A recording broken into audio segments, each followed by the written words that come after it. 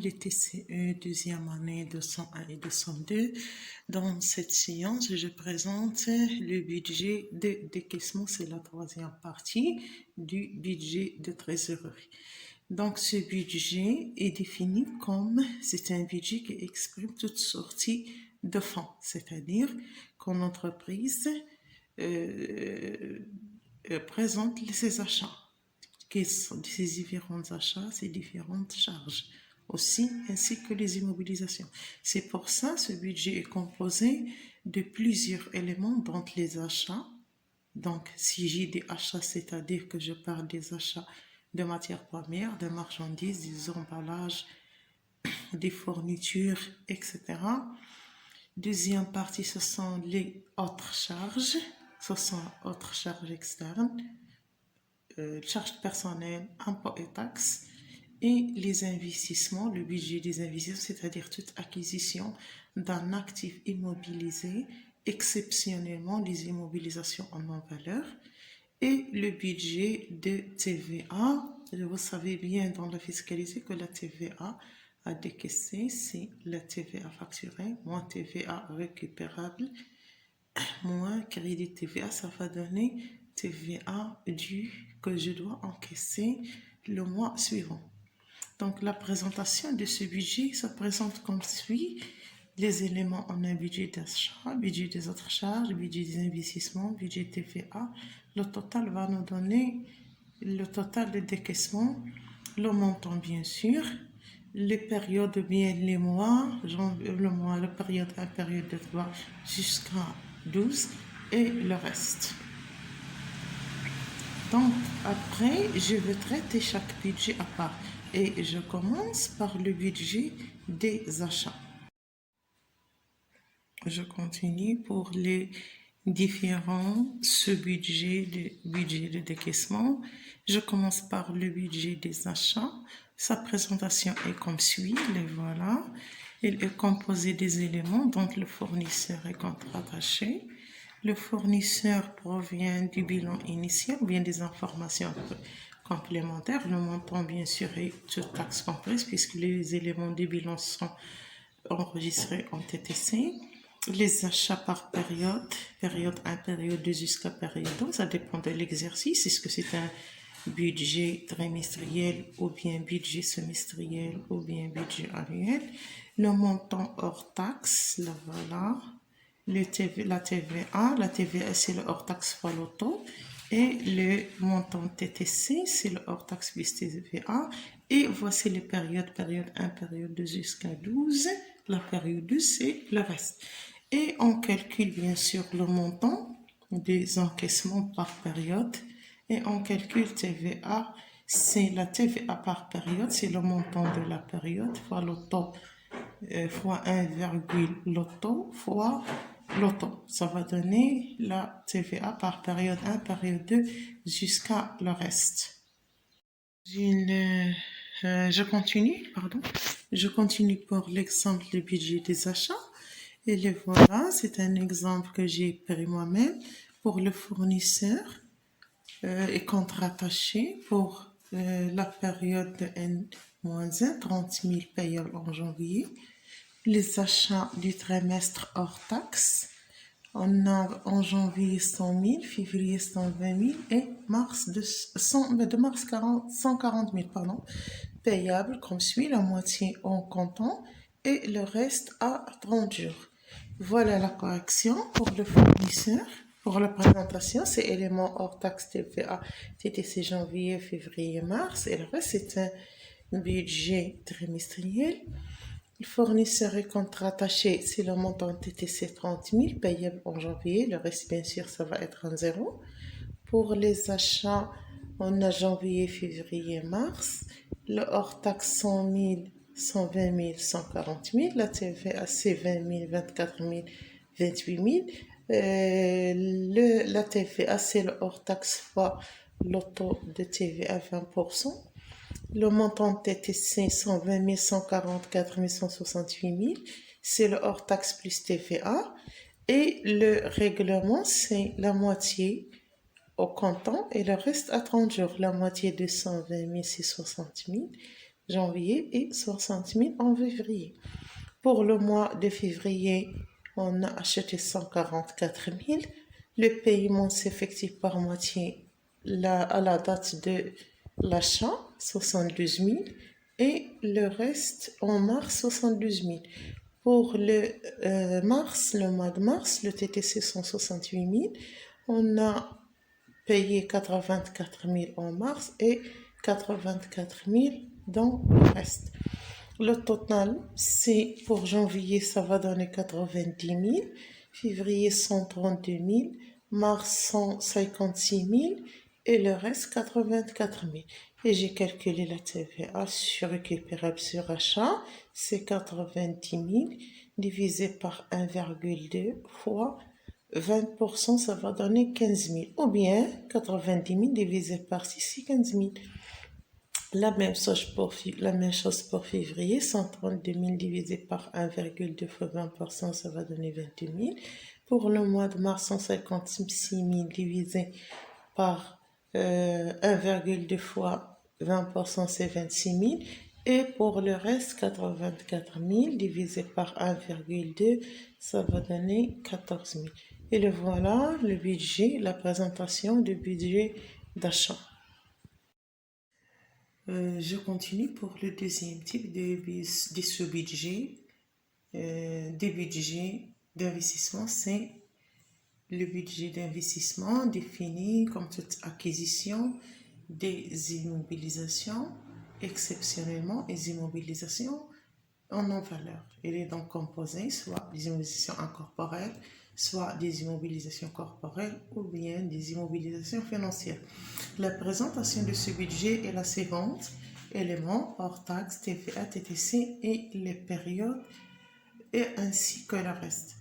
La fin du budget, on calcule le total et le hors taxe par période bien sûr. J'ai pris l'exemple suivant en janvier, acquisition d'un local à 300 000 hors taxe. Payé moitié en comptant et le reste à 30 jours.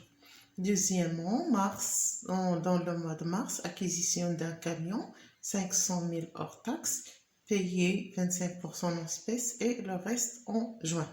La correction est la suivante. Élément, c'est le local, hors taxe 300 000. TVA, c'est 300 000 fois 20%, c'est égal à 60 000. Et le TTC, c'est le hors taxe plus TVA, 300 000 plus 60 000, d'à donner 360 000. Le paiement, c'est la moitié en janvier, 360 000 divisé par 2, c'est 180 000. Et le reste à 30 jours en février, 180 000. Pour le mois de mars, on a acquis un matériel de transport, le hors taxe 500 000, TVA 100 000 et le TTC c'est 600 000, 500 000 plus 100 000. Le paiement en espèces de 25%, 600 000 fois 25%, c'est 15 000. Je continue pour le troisième sous-budget des autres. C'est le budget de décaissement, c'est le budget des autres charges. Dire autres charges, ça concerne les charges externes, les impôts et taxes, les charges de personnel, les charges financières et autres. Et sur la présentation de ce budget, c'est élément, le montant, les périodes bien sûr, et un peu jusqu'à P2, ça dépend de l'exercice et le reste. À la fin, je peux calculer le total par période, etc. jusqu'à le reste.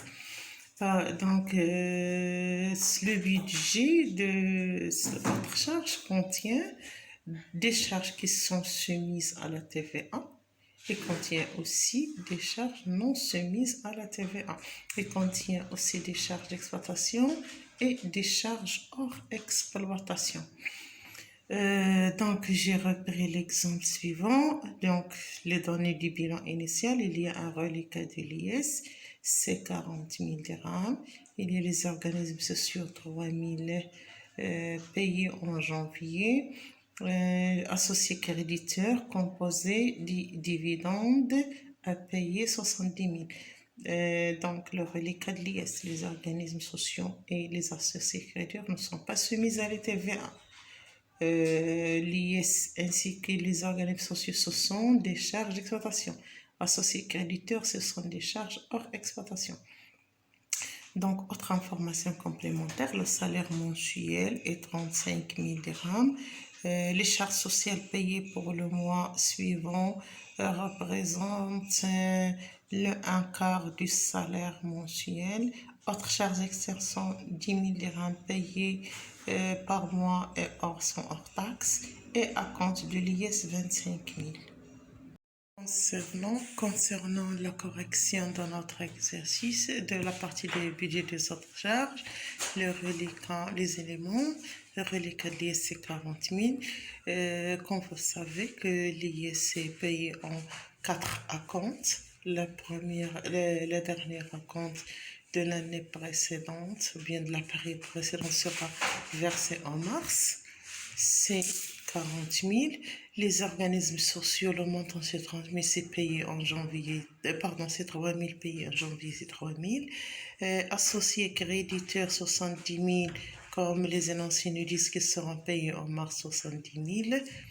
Les salaires mensuels, c'est 35 000 par mois, janvier, 35 000 février, 35 000 en mars. Pour les charges sociales, les voilà, elles représentent 1 sur 4 du salaire mensuel, 1 sur 4 sur salaire mensuel et payé le mois suivant, c'est-à-dire donc 35 000 fois 1 sur 4, ça va donner 8 750. De janvier sera payé en février.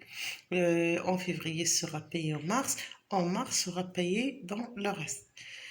Et pour autres charges externes, elles ont dit dans les annoncés que ce sont autres charges externes hors taxe. Donc, je dois appliquer TVA. 10 000 dirhams fois 1,2, ça va donner 12 000 dirhams réglés au comptant, c'est-à-dire dans la période de consommation. Donc, c'est janvier 12 000, février 12 000 et mars 12 000. Il me reste la compte de l'IS, c'est en mars 25 000. Et j'ai calculé le total par période. Janvier, c'est 3 000 plus 35 000 plus 12 000, ça va donner 50 000. Pour février, 35 000 plus 8 750 plus 12 000, ça va donner 55 750. Pour mars, c'est 40 000 plus 7 000 plus 105 000 plus 8 750 plus 12 000 plus 25 000, ça va donner 150 750. Et pour le reste, 8 750. Et vous remarquez là que j'ai calculé la TVA. Uniquement, c'est la TVA sur votre charge externe, c'est-à-dire sur le 12 000. 12 000 divisé par 1,2 fois 20%, ça donne 2 000 pour janvier, 2 000 pour février et 2 000 pour mars. Et je continue dans la dernière partie du budget, de ce budget de décaissement, la partie du budget de TVA. Et se calcule comme suit: TVA due en N, c'est la TVA facturée en la période N, moins TVA récupérable dans la période N, moins crédit de TVA en N-1. Sa présentation est la suivante. Les éléments TVA facturés, TVA récupérable, il y a TVA récupérable sur charge et TVA récupérable sur immobilisation, crédit TVA, TVA dû et TVA à décaisser. Voici les périodes, bien sûr, et le reste. Pour la TVA à décaisser, en relation avec la TVA due. La TVA due de la période 1 sera TVA décaissée de la période P2. Et la TVA due période P2 sera décaissée de la période P3 et ainsi de suite. C'est-à-dire que la TVA sera payée la période précédente. Pour cette période sera versée ou bien à décaisser la période précédente. Et on va voir un petit exemple. Et j'ai repris là l'exemple du budget de TVA. Le budget de TVA, ça dépend du régime d'encaissement ou bien du régime du débit.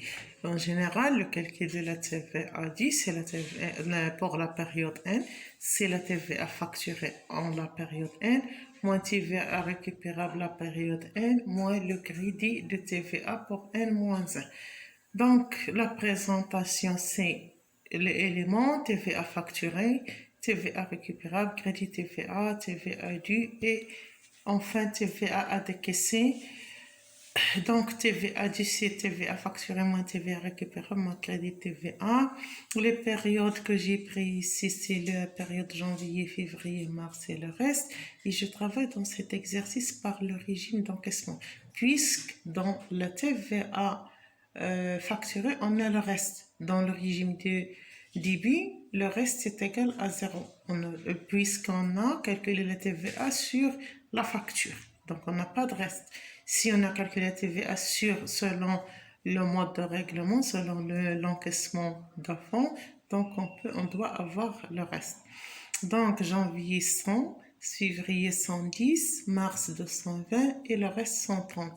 Pour le TVA récupérable, j'ai pris deux exemples pour le TVA récupérable sur charge, TVA récupérable sur immobilisation. Et voilà, pour janvier 20 et 30, pour février 30, pour mars 50, pour le reste 30. Et le crédit TVA, j'ai mis petit 1, c'est-à-dire. Donc, j'ai mis petit 1 dans le crédit TVA, petit 1 dans le TVA décaissé.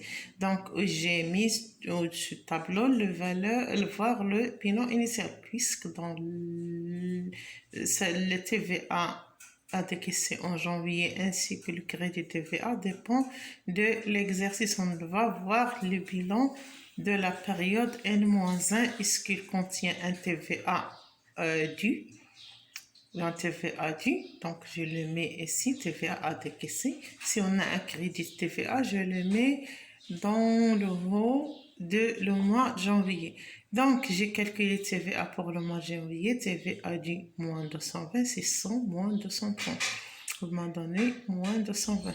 Pour février, c'est donc moins 220, je dois le reporter crédit TVA pour le mois de février. Donc 110 pour la TVA due en février est égal à 110 TVA facturé, moins 30 TVA récupérable sur charge, moins crédit de TVA de 120, ça va donner moins 140. Pour le mois de mars, on a TVA facturé et moins 140, donc je dois le reporter au crédit TVA pour le mois de mars. Donc TVA du mois en mars, c'est 220, moins 50, moins 140, ça va donner plus 30. Et pour le reste, 130 moins 30, ça va donner 100.